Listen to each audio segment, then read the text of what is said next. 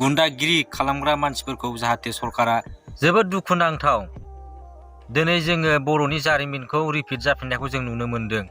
सिगां बड'फा उपेन्द्र नाथ ब्रह्मनि दैदेननायावहाय गुवाहाटि जाजफिल्डआवहाय मोनसे बड'लेण्डनि थाखाय सोमावसारनाय आलादा स्टेट दाबियावहाय मोनसे मास गेदारिं जादोंमोन। बे मास गेदारिंआवहाय जोंनि बर'नि गिबि मुंख्लं सुजित नार्जारि साराबो बाहागो लादोंमोन। नाथाय बेयाव बाहागो लाखांनानै जेब्ला बिथाङा न' फारसे फैबाय थादोंमोन क'क्राझाराव, अब्ला बिथांखौहाय लामा ससेयावहाय माखासे एन्टि बड'लेण्डखौ मोजां मोनै, बड'लेण्डखौ जाजानो बाग्रा माखासे सुबुंफोरा बिथांखौ गाग्लोबनानै जिउ फोजोबदोंमोन। थिग बेबायदिनो दिनैहाय बेबायदि जारिमिनखौ जानायखौ जोङो नुनो मोन्दों बा जानो थांनायखौ जों नुनो मोन्दों आरोना।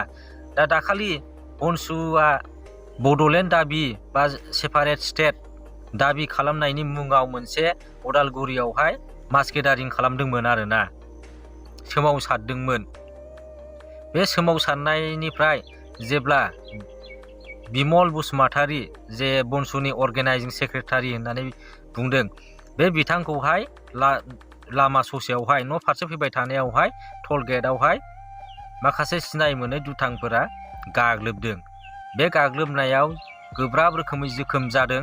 दा बिथांखौहाय बरपेटा मेडिकेल कलेजावहाय थिसनदोंमोन, नाथायहाय बिथांनि देहाखौ थासारिखौ नायनानै गुवाहाटि मेडिकेल कलेज हस्पिटालावहाय बिथांखौहाय थिसनहैफिननाय जादों।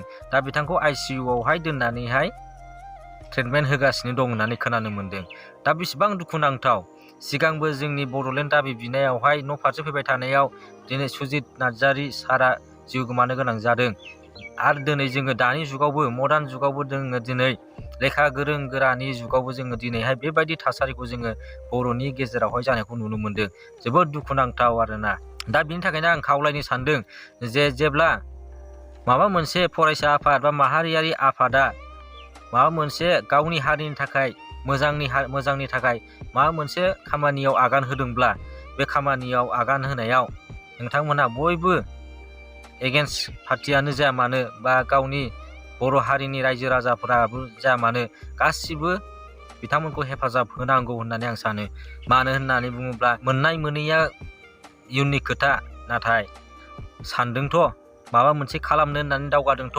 दा बिथांमोनखौ जुदि बे मोनसे गिबियावनो खालामजेननायावनो बा खालामनो नागिरनायावनो जुदि नोंथांमोना जुदि नोङो गोसोखौ दुरबल खालामना होयोबा होमबा माब्रै जानो।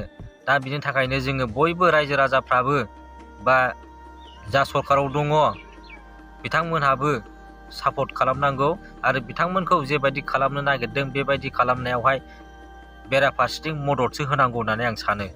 आरो बेफोरबायदि हारिनि थाखाय खामानि मावनो होननानै ओंखारनायाव बेरेखा मानसि, बेबायदि गुन्दागिरि खालामग्रा मानसिफोरखौ जाहाथे सरकारा थाबैनो नागिरो आरो लोगोसे साजा होगोन होननानै जोङो फोथायो आरो सरकारा थाबैनो बे खामानिखौ मावगोन होननानै जोङो आसा खालामबाय।